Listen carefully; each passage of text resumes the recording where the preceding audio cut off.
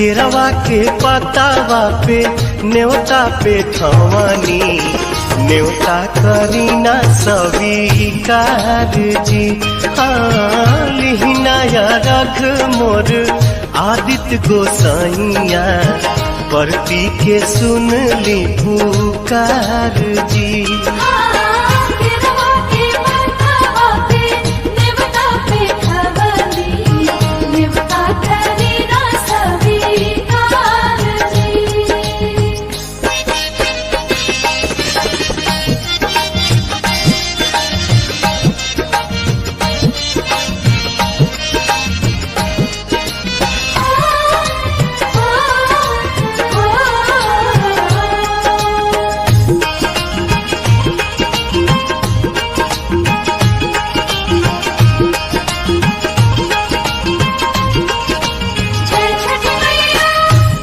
हम अरघ दुनो बेरा आदित्य तोहे साझिया फजीरे।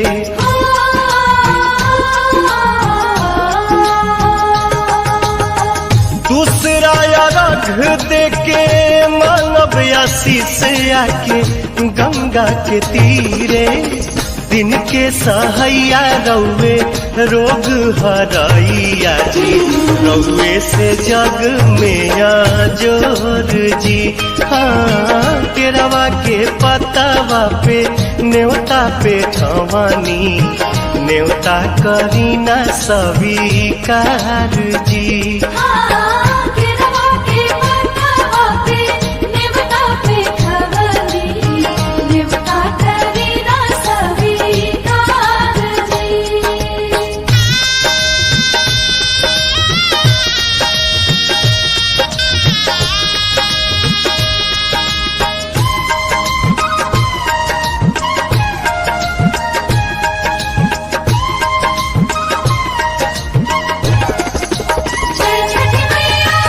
नजरी के कोर से करिले अजोर जग रौवे से जगेला।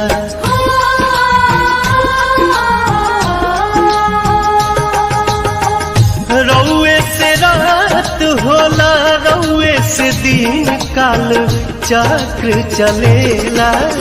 हर साल करब बरत आई छठी घटिया हमनी पकड़ब उपकार जी। हाँ लिहिनाया रघ मोर आदित्य गोसाइया परती के सुन ली पुकार जी।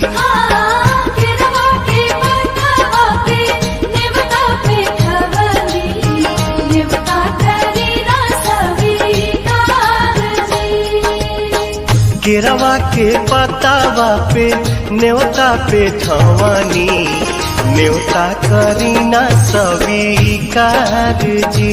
हाँ लिहिनाया रघ मोर आदित्य गोसाइया परती के सुन ली पुकार जी।